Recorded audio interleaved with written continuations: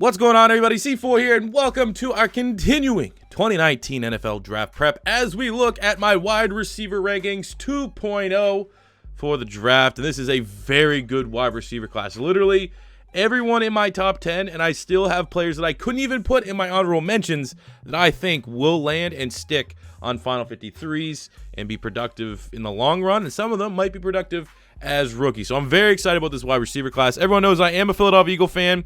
And, we kind of talked about a little bit at the running backs because Philly could be in the market for a running back. I think Philly also could be in the market for a wide receiver. So I've put a little bit extra attention to detail when talking about these prospects because, hey, Philly might need one. But before we do that, let's take a look back at our wide receiver rankings, one that came out roughly around the mid-season point, a little bit earlier than that of the college football season. For honorable mentions, we had DK Metcalf, just because I didn't know if he was going to declare or not as a redshirt sophomore. We had Denzel Mims from Baylor and Hakeem Butler from Iowa State. And I pretty much in this, I actually think I talked about Hakeem Butler more than any player in the whole rankings. I thought he was a freak of nature. I just wasn't so sure if he was going to declare or not. So now that he has declared, my ratings have been adjusted much more accurately. But then the top 10, we had Aaron Fuller from Washington. He's returning to school. Anthony Johnson, Deebo Samuel, Colin Johnson, who's returning to school from Texas. Paris Campbell, J.J. Arcega-Whiteside at 5. Emanuel Hall at 4. A.J. Brown at 3. Marquise Hollywood Brown at 2. And Nikhil Harry at 1. How things have changed? Let's find out. So in my wide receiver rankings 2.0, we have 4 honorable mentions. But like I said, there's a bunch of guys that I would have liked to put here that I don't want to use any more than 4. So like lil'jordan Humphrey's another one from Texas. I think he has a very intriguing skill set.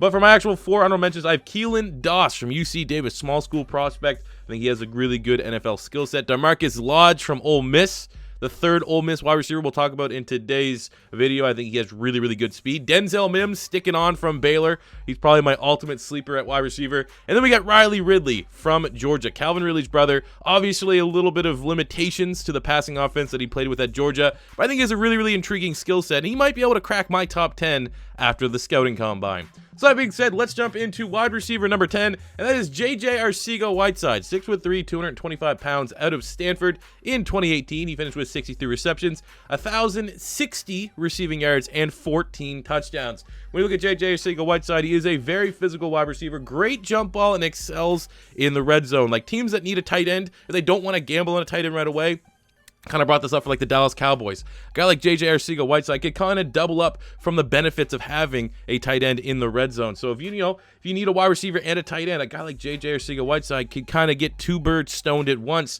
to quote the Trailer Park Boys, in his skill set. I think when you do look at him, the negatives, I think you could view him as having a somewhat limited ceiling, as is, you're getting, almost a complete player right now. Like this is as good as he's going to get, which is still really fine.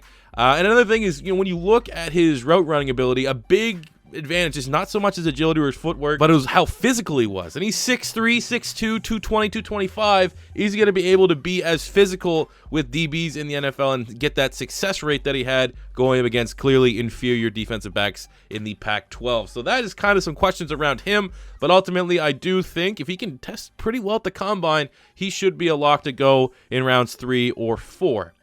Going to wide receiver number 9, we have A.J. Brown, 6'1", 225 pounds, out of Ole Miss. In 2018, he finished with 85 receptions, 1,300 yards, and 6 total touchdowns. When you look at the positives of A.J. Brown, he's a very good route runner. He's pretty much built for the slot, and he's really, really tough when he gets the ball in his hands. Yards after catch, he looks for content. He's very, very physical, chippy type player. Just pretty much your prototypical slot wide receiver, but you might be saying A.J. Brown at number 9. I've looked at other lists and other mock drafts. He's been like the number 1 wide receiver for a lot of the year. And for me, the biggest negatives are his athletic concerns, his speed and agility, and if he's going to be able to get separation at the next level to be that outside wide receiver. At 6'1", 225, he's kind of built like an outside wide receiver, and he might be viewed as a, kind of oversized slot.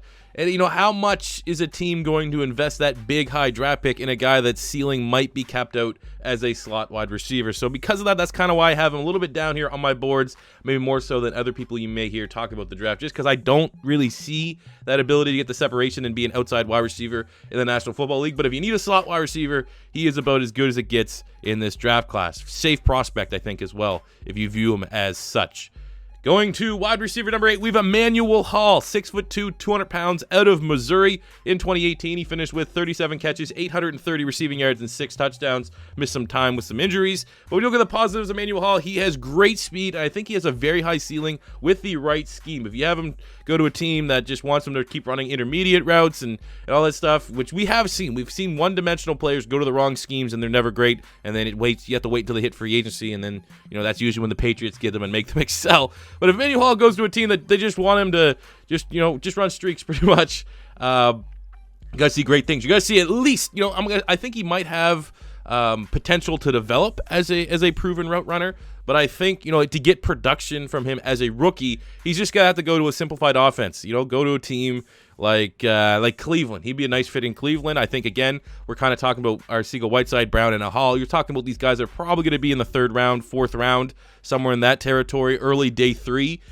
maybe late day 2. But I do think that with Emanuel Hall, you're getting your deep threat, the guy that can get separation downfield. We know the negatives for him. I think inconsistent hands at times. There will be a couple bad drops. Like, he'll use his speed and athletic ability to get wide open, and he'll have a drop. But it's not persistent. I don't think it's a glaring issue. But when you look at Emanuel Hall and you look at his tape and his speed's the first thing that pops off, if he goes to the combine and has a slower 40 time than expected, if he runs anything higher than like a 4.48, probably gonna hurt his draft stock. I mean, when you look at tape and you see one glaring positive and it doesn't quite match up when they're in their shorts, might be an issue, might affect his draft stock. So because of that, that's a negative for me.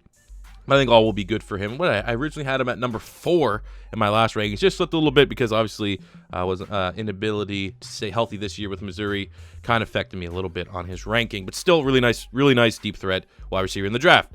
Going to wide receiver number 7, I have Andy Isabella, 5'10", 190 pounds, out of UMass. Whew.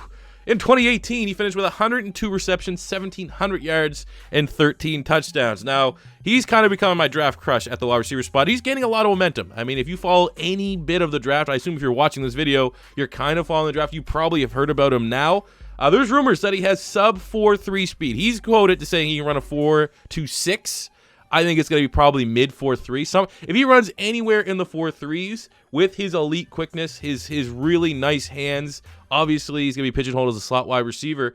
But he's, anytime you have that kind of speed, you can get creative. You can always put them at outside because you know that they can beat pretty much any type of man coverage, or you give them at least the opportunity because he has limited size. 4.3 speed, if he gets that 4.2 speed, I mean, there's only so much that can cover it, especially if you just look at Philadelphia. Put someone 4.2 speed on any of the Philadelphia slow DBs, they have a chance, they have an opportunity. But when you look at the negatives, Isabella, his ceiling might be as a slot wide receiver, and again, kind of like A.J. Brown, our team's going to be really willing to invest a high draft pick in a guy that is just a slot and might not ever develop to be an X or a Z or something like that on the outside. Obviously, 5'10", 190, the size limitations, maybe the level of competition against, UMass, independent, playing not a lot of big schools. But the fact that he went off against Georgia, for me, I think he had, like 100, almost 200 yards, something crazy against Georgia. I don't know the exact stat line. I just know and recall he had a huge game. I think he's going to be one of the sleepers, and I think because of his size, I mean, maybe a good 40, maybe he does run, sub 4.3. He's going to get all the hype in the world and could somehow go 3rd round, 2nd round, something like that. But I think right now he's probably, again, that cusp of I'd probably feel safe in my evaluation saying he's a 3rd round grade player right now. But I just think I'm so intrigued by what he could offer to a creative OC that he's coming in at number 7. I have no problems putting him ahead of some of the bigger names. Going to wide receiver number 6. I have Hakeem Butler, 6'6", 225 pounds, out of Iowa State. In 2018, he finished with 60 receptions, 1,300 yards, and 9 touchdowns. We look at Hakeem Butler. He is an excellent jump ball wide receiver, and he has that wow catch ability. Yes, we're using very, very intricate scouting terms here. You know what I'm saying? You want to talk about, what's it called in Madden? Spectacular catch. He's one of those guys that will just make ridiculous catches, and the fact that he's 6'6", 225, doesn't look like a limited athlete either. Like sometimes when you see these 6'6", 225 guys, you're like, oh yeah, he's just a big guy. He's a guy that can get a lot of, out physical, out muscle. Some of these guys, some of these DBs that are clearly never going to go to the next level.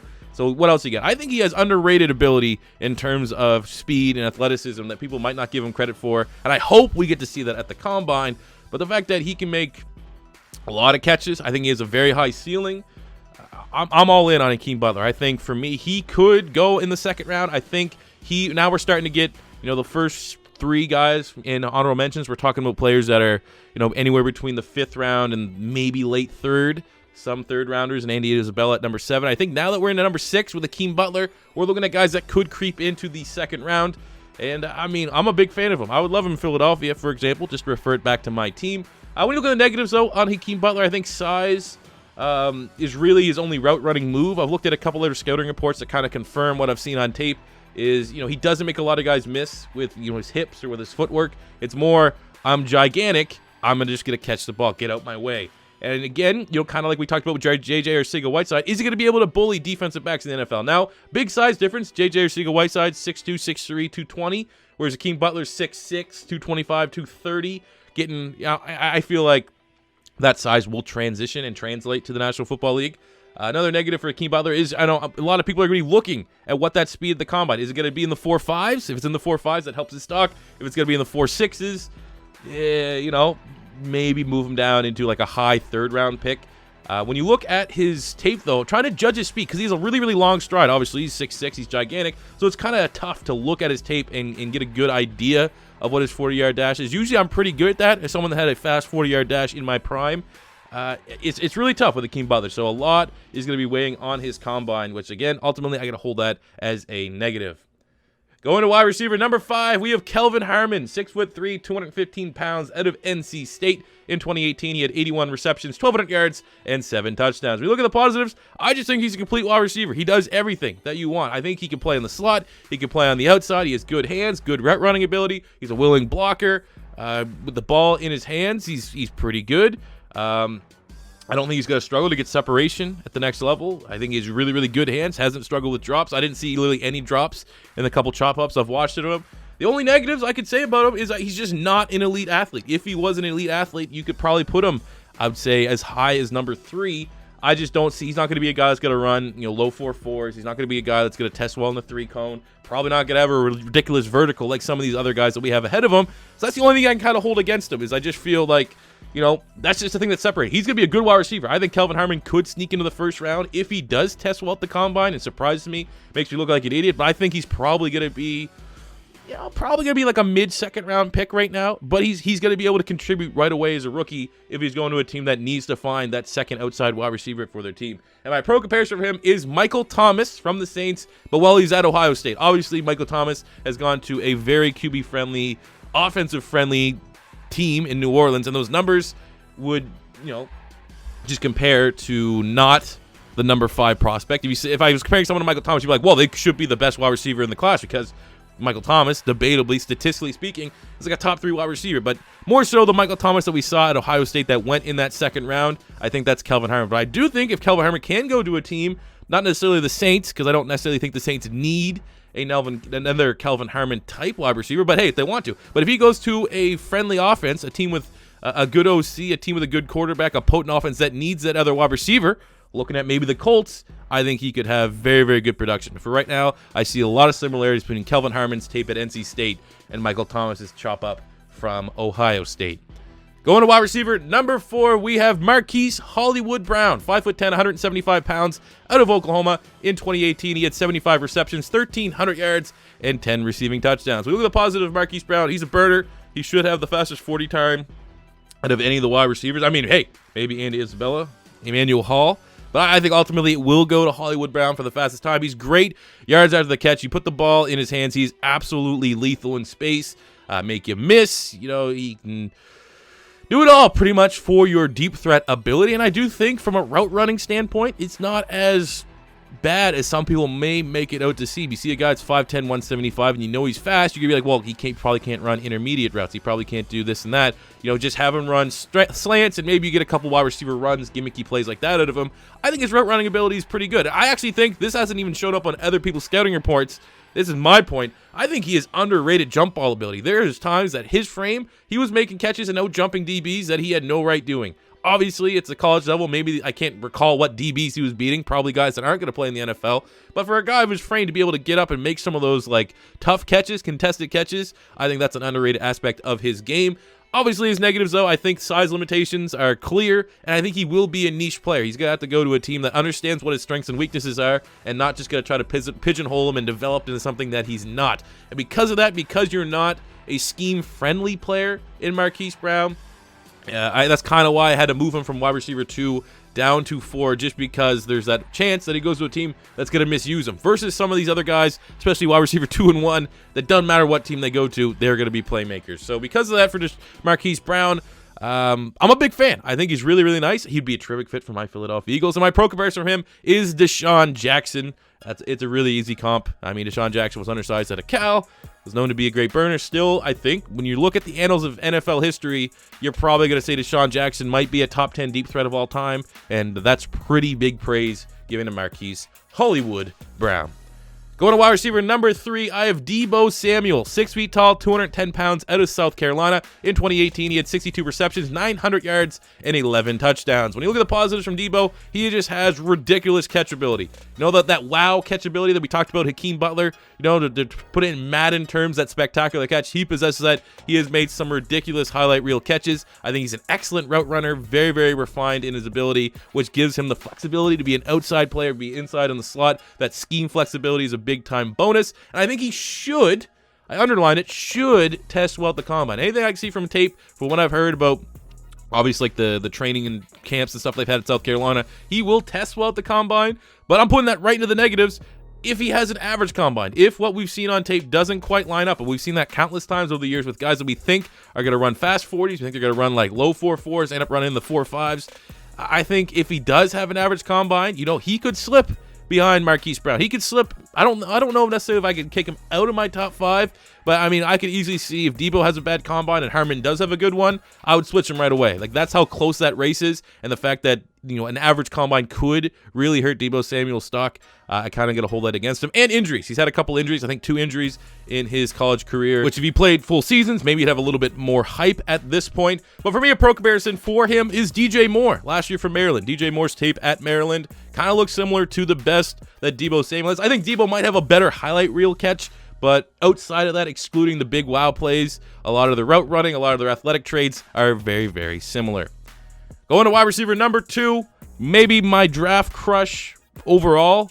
And it was, I talked about it in my last video when we did the wide receiver rankings, just because I didn't think there was a chance in hell he's going to declare. I thought he would come back and then go next year, be a top 10 player, but it is what it is. He wanted to declare, and that is DK Metcalf, 6'3", 225 pounds, out of Ole Miss in 2018, only playing 7 games. He had 26 receptions, 570 yards, and 5 touchdowns. Looking at the positives, he's a freak athlete. I think, you know, where I said with Deebo, he should test well. I think DK should have insane numbers. There's a chance, maybe, you know, with the injury, we haven't seen him after this last injury. You know, they could affect him negatively. I don't know. But from what I've seen, I think he's going to be very, very good. There's a chance he could be, you know, top 5 in speed, top 5 in like a lot of major categories. Jump ball ability, strength for sure. He's jacked. When you look at his 2018 stats, he averaged 20-plus yards per catch, which is ridiculous for a guy of his strength. That just kind of shows you his speed. It shows up on tape. And I do think I don't think he's that bold. I think he has the highest ceiling out of any skill position player in this year's draft class, without a doubt. I think that there's the chance that he can become